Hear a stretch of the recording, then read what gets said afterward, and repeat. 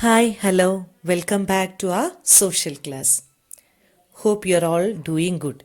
So, today we are going to see the chapter in civics, and the name of the chapter is Why Do We Need a Parliament?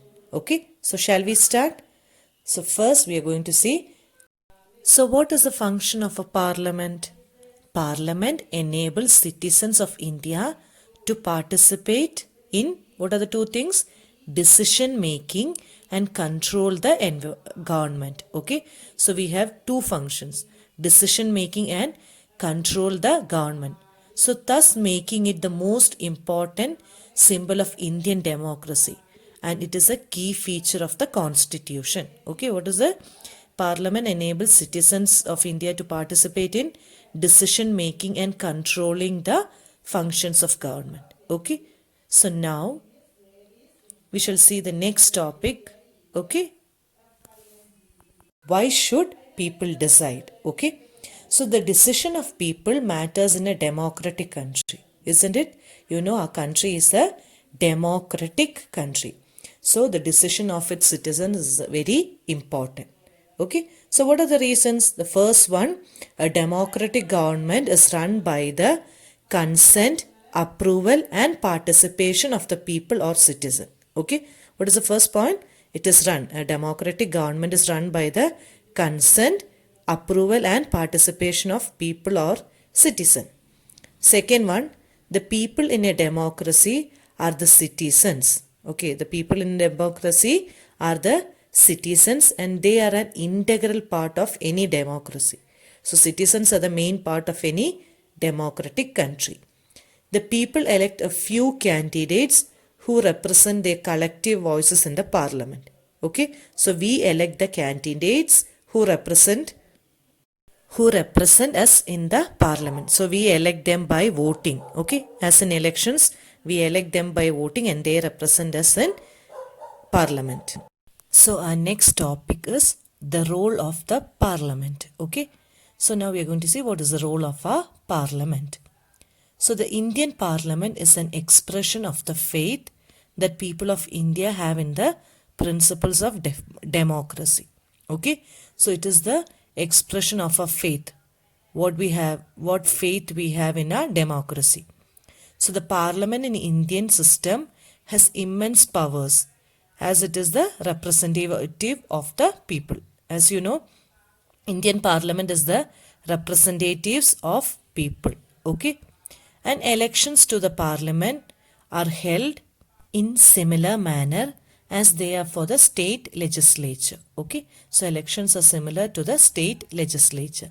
And you know, the Lok Sabha is elected once in every 5 years. Okay, so the elections to the Lok Sabha is held in every 5 years. Okay, so now we are going to see about the functions of parliament. India has a numerous constituencies, isn't it?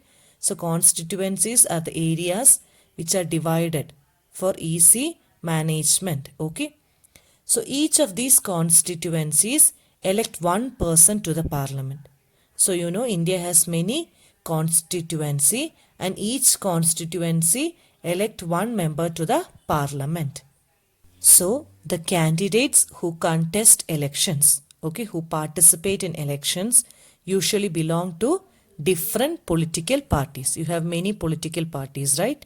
So these candidates become members of parliament. Okay, they are called members of parliament or MPs. Okay, so once elections to the parliament have taken place, the parliament needs to perform the following function.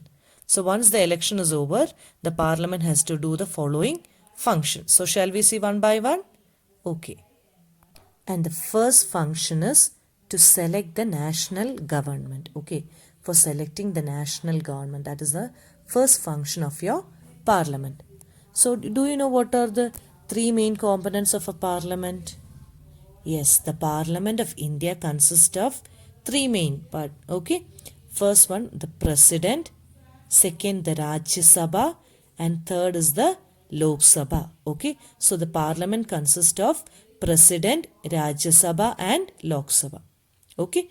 So after the Lok Sabha elections, a list is prepared showing how many MPs? What is MP?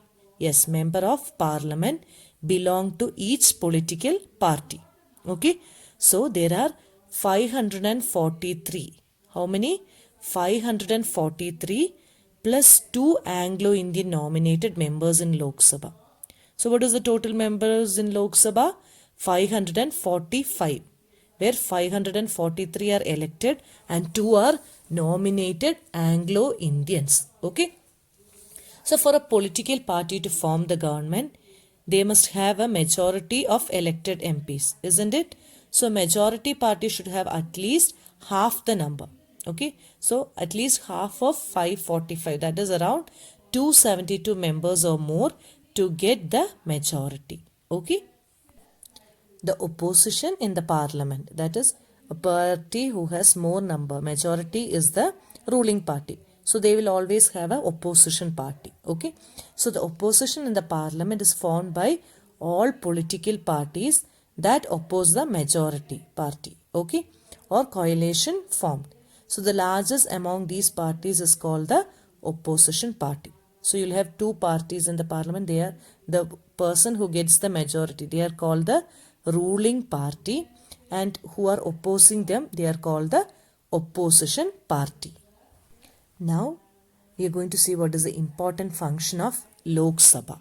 Okay, so one of the important function of Lok Sabha is to select the executive. Okay, what is it? To select the executive. So who are these executive? Executive is a group of person who work together to implement the laws made by the parliament, for which we use the term government. Okay, so the executive is a group of people who are implementing the law made by parliament, and that is called your government. So the Prime Minister of India is the leader of the ruling party in the Lok Sabha.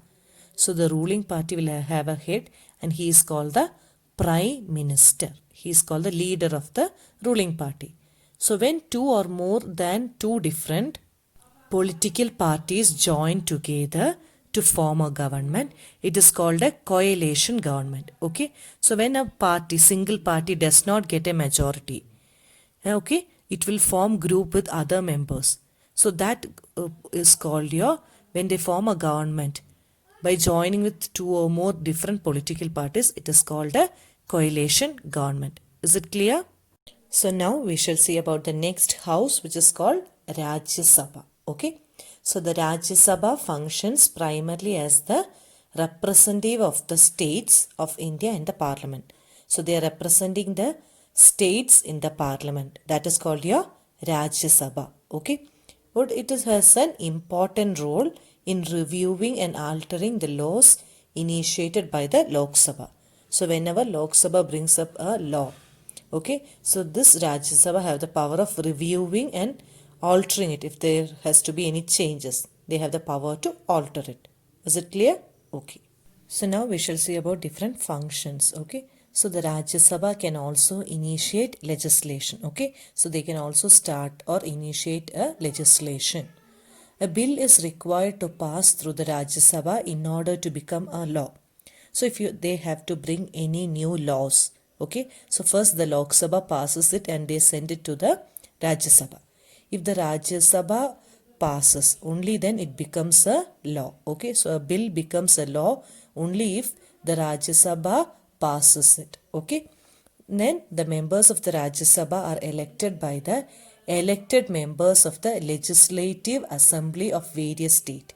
Okay, so various state selects the Legislative Assembly members. Okay, so these members collectively select the members of the Rajya Sabha. Okay, so as we saw in Lok Sabha, okay, the members. Now in Rajya Sabha you have 233 elected members. Okay, so you have 233 elected members and 12 members nominated by the president. Okay, so totally in Rajya Sabha you have 245 members. 233 are elected and 12 are nominated. Now we are going to see about the second function of the parliament. The second function is to control, guide and inform the government. Okay, what is the second function? to control, guide and inform the government. So the parliament always begins with a question hour. Okay, so you will have a question hour in the beginning of the parliament. The question hour is an important mechanism through which MPs can elicit information about the working of the government. Okay, so MPs can ask questions related to the working of the government.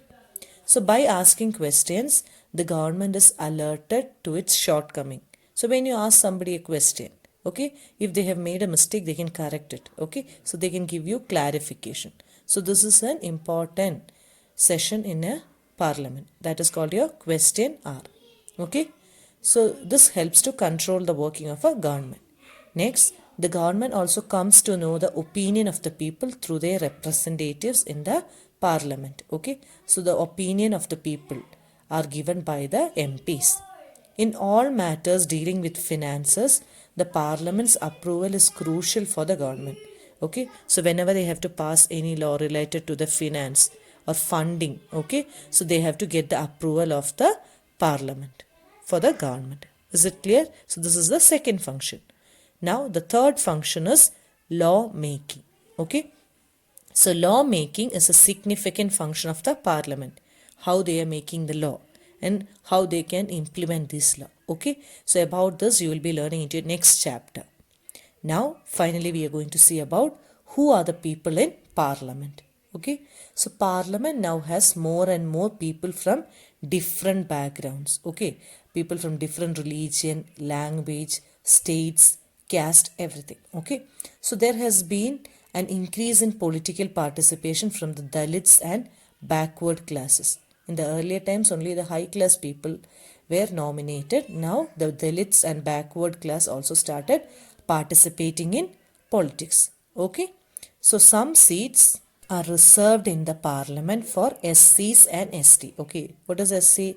Scheduled caste and scheduled tribe. Okay, so similarly there is a reservation of seats for women. So now our government makes sure that every sector of the society is participating in the functioning of government. Okay, like Dalits, backward class, SC, ST and women. Okay, so is it clear till here, children? Okay, so with this we came to an end of today's class. So thank you, children. Take care, be safe and be happy.